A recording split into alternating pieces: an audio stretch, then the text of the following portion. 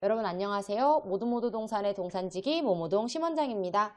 자, 우리 오늘도 2023년 요양보호사 실전 모의고사 문제만 빠르게 풀어보고 이해하고 넘어가 보도록 할게요. 자, 1번입니다.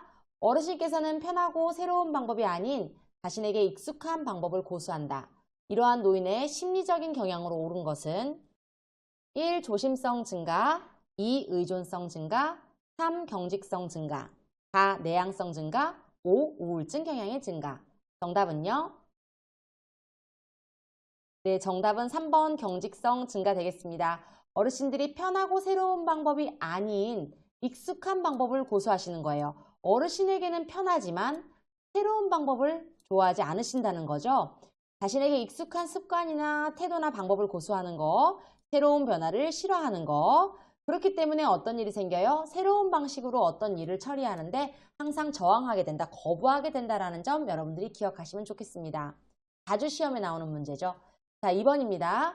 요양보호 서비스 제공 시 준수해야 할 사항으로 옳은 것은 학대가 의심되면 동료와 상의한다. 2. 대상자의 상태와는 상관없이 일정한 서비스를 제공한다. 3. 대상자의 정보는 시설장이 파악하여 요양보호사에게 전달한다. 4. 대상자의 가족과 의견이 상충될 경우 서비스 제공을 중단한다. 5. 함께 생활하고 있는 가족의 세탁물은 요양보호사의 업무가 아님을 알린다. 자, 정답은요? 네, 정답은 5번입니다. 당연히 함께 같이 거주하는 가족의 세탁물, 우리가 하는 업무 범위가 아니죠. 나머지도 한번 볼게요. 학대가 의심된다면 어떻게? 요양보호 전문기관과 수사기관에 신고하는 거 잊지 마시고, 대상자의 상태와 상관없는 게 아니라 언제나 상태 관찰하셔야 되고, 대상자의 정보를 시설장이 아니라 항상 옆에서 보시는 요양보호사가 파악해서 시설장에게 전달하시는 거고, 대상자의 가족과 의견이 상충될 경우에 어떻게 해요? 우리가 불필요한 마찰을 하실 필요 없고요. 시설장이나 관리 책임자가 보고할 수 있게끔, 시설장 또는 관리 책임자가 컨트롤할 수 있게끔 보고해 주시면 되겠습니다. 자, 대상자를 위한 골다공증 치료 및 예방법으로 옳은 것은 1. 비타민C를 복용한다. 2. 비타민 D를 복용한다. 3. 카페인 음료를 마신다. 4. 밤에 걷기 운동을 한다. 5. 실외 운동보다는 실내 운동을 강화한다. 자, 정답은요? 네, 우리 골다공증 얘기하면 언제나 얘기 나오는 비타민 있죠? 비타민 D, 비타민 D, 비타민 D 별표 3개 꼭 기억하시고요. 골다공증 환자분들은 카페인 음료, 커피 같은 거, 녹차도 카페인 많은 거, 홍차도 카페인 많은 거 가급적 섭취하지 않으시는 게 좋습니다. 자, 그리고 어르신들 밤에 걷는 것보다 낮에 걷기 운동하는 거 실외보다는 어떻게 해요? 실내보다는 실외 운동을 선호하게 하셔야 된다라는 거. 왜냐면은 이 골다공증 환자들은 햇빛을 보셔야 되기 때문에 실외 운동을 하는 걸 더 선호된다는 거. 근데 너무 춥거나 너무 더운 날은 당연히 실내 운동을 하셔야겠죠. 여기 특이사항은 골다공증 파트가 중요하다라는 거, 그 부분에 초점을 맞춰서 문제를 푸시면 되겠습니다. 4번 넘어갈게요. 다음 설명 중 노인성 질환의 특성으로 옳은 것은 1. 노인성 질환은 대부분 단독으로 발생한다. 2. 원인이 명확한 만성 퇴행성 질병이 대부분이다. 3. 질환의 경과가 짧고 재발과 합병증이 생기지 않는다. 4. 신장 기능 저하로 약물이 체내에서 빨리 배출된다. 5. 질환 자체가 비교적 가벼워도 의식장애를 일으키기 쉽다. 자, 정답은요? 네, 일으키기 쉽다죠? 쉽니다. 아닙니다. 자, 정답은 5번이에요. 질환 자체가 비교적 가볍더라도 의식장애가 올 수 있어요. 노인성 질환이 그렇게 무섭습니다. 빨리 낫지도 않고요. 여러 가지 질환이 같이 오고요.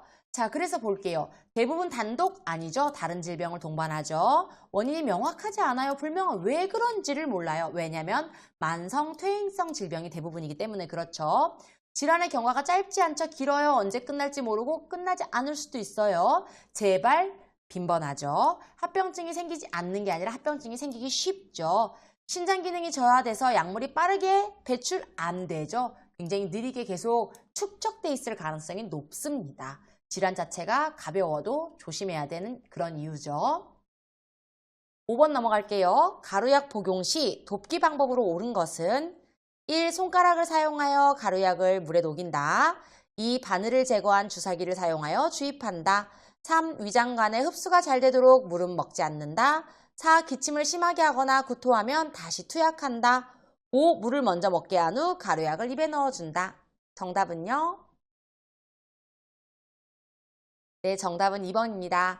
바늘을 제거한 주사기를 이용해서 주입하면은 좀 더 정확하게 약을 드시게 할 수 있겠죠. 자, 손가락 아니고 숟가락 이용해서 가루약을 물에 녹이고 위장관에 흡수가 잘 되도록 물을 먹지 않는다. 아니죠. 물을 충분히 제공해서 약이 잘 녹아서 잘 넘겨질 수 있게끔 하는 게 도움이 되겠죠. 기침을 심하게 하거나 구토를 하면 다시 투약한다.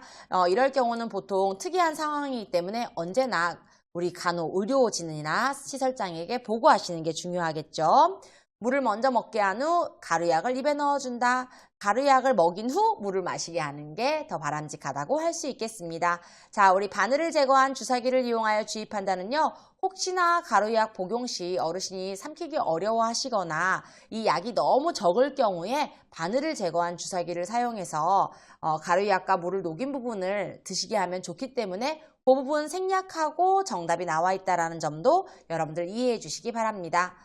다음 문제로 넘어갈게요. 거동이 불편한 대상자의 이동변기 사용 방법으로 옳은 것은 1. 조용한 환경을 만들어준다. 2. 이동변기를 침대보다 낮게 한다. 3. 이동변기는 침대와 높이가 같도록 한다. 4. 배설 중 창문을 열어 실내를 환기를 시킨다. 자, 5번. 배설이 어려울 때는 항문에 찬물을 끼얹어 변이를 자극한다. 자, 정답은요.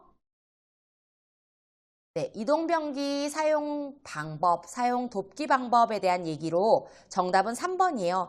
이동변기는 침대와 높이가 같도록 해서 어르신이 이동할 때 불편함이 없도록 해주셔야겠죠. 조용한 환경에서 부담스러울 수 있어요. 내 배변 소리, 배설 소리 불안할 수 있기 때문에 그런 부분을 좀 낮춰주기 위해서 음악을 틀어준다거나 TV를 틀어주는 방법이 있을 거고요. 이동변기 침대와 높이가 같게, 그러니까 낮게는 틀린 거죠. 배설 중에는 창문을 열어서 배설물을 즉시 처리하고 배설 중이 아니라 다 끝나고 나면 창문을 열어서 실내 환기를 시키는 게 맞겠죠. 배설이 어려울 때는 항문에 찬물을 끼얹는 게 아니라 따뜻한 미지근한 물, 따뜻한 물을 끼얹어서 뜨거운 물 아니죠. 변이를 돕는 방법이 있겠습니다.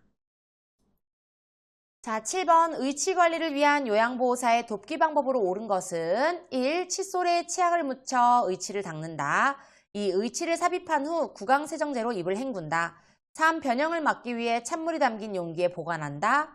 4. 의치 변형 예방을 위해 취침 중에도 의치를 착용한다. 5. 위쪽과 아래쪽을 구분하여 용기에 물을 넣어 보관한다. 정답은요? 네, 정답은 3번. 변형을 막기 위해서요. 찬물에 담긴 용기에 보관을 하는 게 맞겠습니다. 자, 칫솔에 치약을 묻혀, 치약 아니죠? 의치 세정제, 미온수로 의치를 닦고요. 의치를 삽입한 후 삽입 전에 구강 세정제로 삽입한 다음에 구강 세정제가 아니라 삽입 전에 구강 세정제로 의치 변형을 막기 위해 취침 중에 의치를 착용하지 않죠.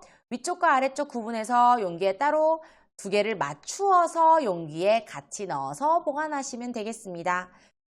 자, 8번. 한쪽 다리가 마비된 대상자가 평지를 이동할 때 지팡이 사용하는 방법으로 옳은 것은에 대해서 물어봤어요. 1번 지팡이 건강한 다리 마비된 다리. 2번 지팡이 마비된 다리 건강한 다리. 3번, 4번, 5번. 사실 이 부분은 지문을 읽지 않고 넘어가도록 할게요. 네, 정답 바로 볼까요? 지문을 읽지 않고 온 이유는 이 지팡이에 대한 문제는 딱 세 가지예요. 하나는 평지, 하나는 뭔가를 계단, 버스, 택시 뭐든지 오를 때, 하나는 내릴 때예요. 우리가 하나만 기억해 놓으면 편해요. 오, 지, 건마. 오를 때 지팡이 건강한 쪽, 마비된 쪽이라는 의미거든요. 나머지 평지와 나머지 계단을 내려갈 때 같은 경우는 둘이가 동일해요. 그러니까 우리가 하나만 외워놓으면 편하시겠죠? 여기서는 평지에 대한 얘기가 나왔으니까 이걸 반대로 보시면 되겠습니다. 그러면 지팡이 마비된 거 먼저, 건강한 쪽 다음. 그래서 정답은 2번이 된다. 나머지는 보실 필요도 없겠죠. 여러분들도 항상 지팡이에 대한 얘기가 나오면요. 얘 하나 딱 적어 놓고요. 나머지 평지와 내려갈 때는 오르내릴 때니까 올라가고 내려갈 때는 반대다 라고 생각하시고 딱 기억하시고 문제를 푸시면 되겠습니다. 9번이에요. 신체 압력을 분산시켜 욕창을 예방하며 보온성과 통풍이 용이한 것을 선택해야 하는 복지용구로 옳은 것은 복지용구에 대한 문제입니다. 1번 전동 침대, 2번 이동 변기, 3번 성인용 보행기, 4번 자세 변환 쿠션, 5번 욕창 예방 매트리스. 자, 정답은요. 네.